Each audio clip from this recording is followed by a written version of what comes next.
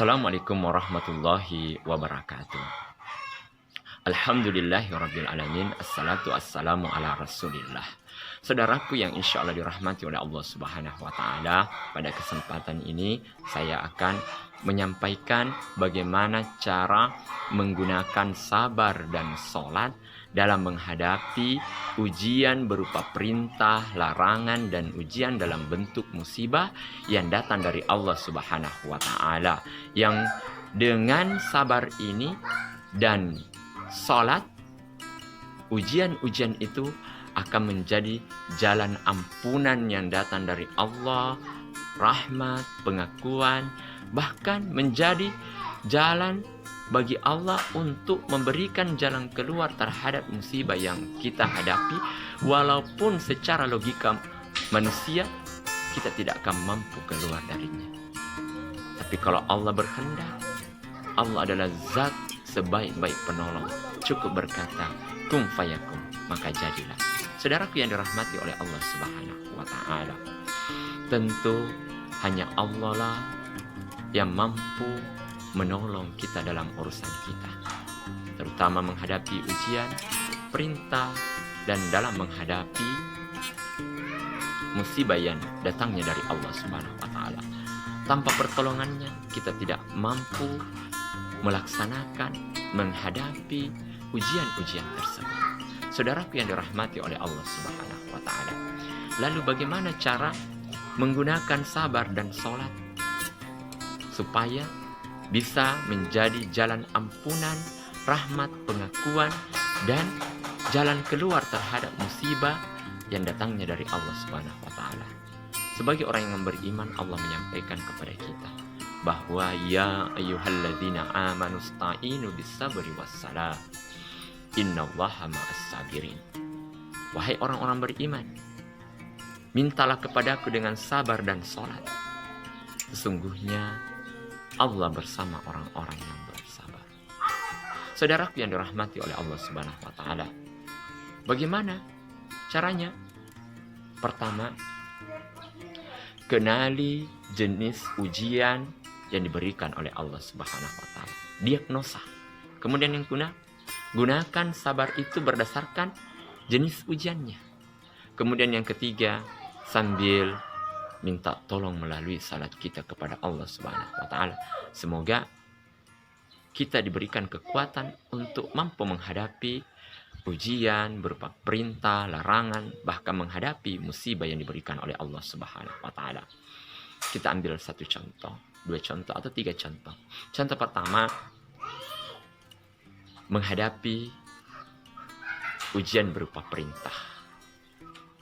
Biasa terkadang kita memvonis saudara kita bahwa kalau saya melihat kamu caramu merokok ya 3-4 bungkus per hari, mustahil, tidak masuk akal kamu mampu melaksanakan puasa di bulan suci ini.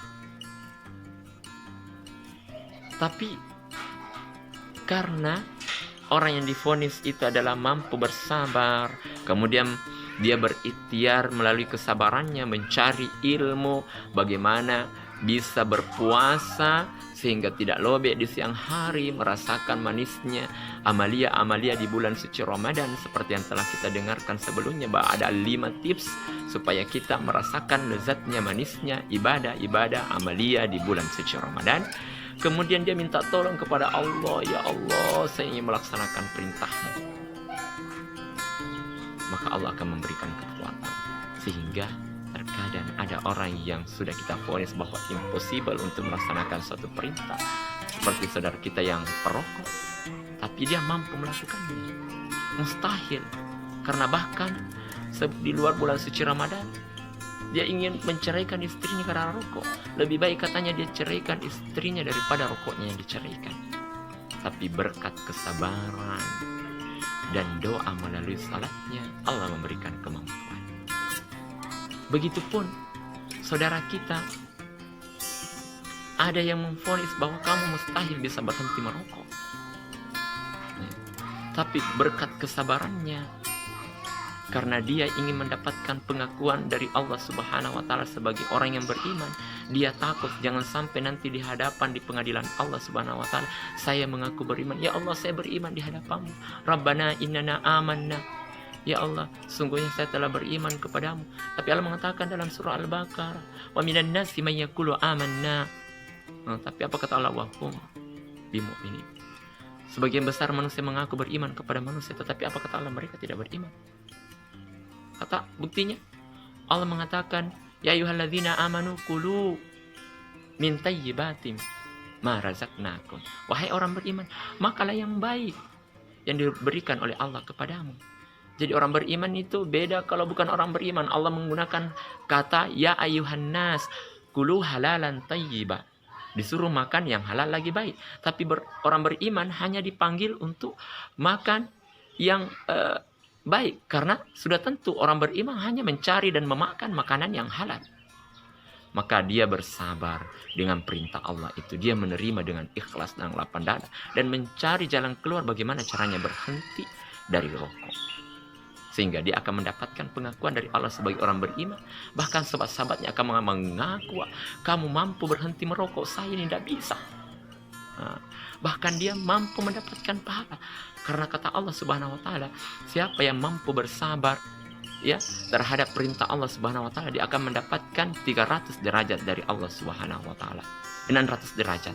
Siapa yang mampu bersabar terhadap larangan Allah Subhanahu wa taala, dia akan dikasih 900 derajat. Siapa yang bersabar, mampu bersabar terhadap musibah, maka dia akan dikasih 300 derajat. Lebih tinggi pahalanya di sisi Allah Subhanahu wa taala orang yang mampu menjauhi larangan Allah Subhanahu wa taala. Saudaraku yang dirahmati oleh Allah Subhanahu wa taala. Seperti Nabi Muhammad sallallahu alaihi wasallam ketika diperintah oleh Allah Subhanahu wa taala untuk perang Badar, perang pertama. Impossible, mustahil dia bisa menang. Jumlah pasukan yang 300 melawan 1000 lebih. Secara logika matematika tidak bisa menang. Tapi karena dia bersabar, ini adalah perintah Allah. Melaksanakan perintah Allah itu ciri orang mukmin. Kemudian dia berikhtiar, berusaha dengan benar bagaimana caranya supaya kita bisa ditolong oleh Allah, yaitu memilih pasukan yang mukmin-mukmin saja, karena dia mengetahui, Rasul mengetahui dalam Al-Quran, wa kana haqqun alaina nasrul mukmin, kewajiban kami menolong orang-orang mukmin, sehingga dia hanya memilih pasukan-pasukan mukmin yang beriman, tidak memilih orang-orang yang munafik ikut dalam perang Badar. Sehingga kekurangan-kekurangan dalam ikhtiarnya untuk bersabar yang dilengkapi dengan doa, ya, karena pada masa itu belum ada perintah salat. Doa itu adalah salah satu zikir. Dia meminta kepada Allah, kalau kami kalah dalam peperangan ini, maka tidak ada lagi yang akan menyembahmu. Dan sebaik-baik zikir sekarang adalah sholat, karena di dalamnya ada zikir mengingat Allah, ada ampunan, ada doa. Maka kita sebagai umat Islam, umatnya Nabi Muhammad, memiliki zikir yang terbaik, yang tersempurna, yaitu adalah sholat. Makanya Allah mengatakan wasta'inu bis-sabri was-salah. Apa yang terjadi? Nabi Muhammad menang. Kekurangan pasukan, Allah yang mencukupinya. Itulah orang-orang yang bersabar dengan berikhtiar menyelesaikan masalahnya berdasarkan petunjuk Al-Quran dan Sunnah. Maka adapun kekurangannya, Allah yang akan menyempurnakannya. Saudaraku yang dirahmati oleh Allah Subhanahu wa taala, begitupun dalam menghadapi musibah.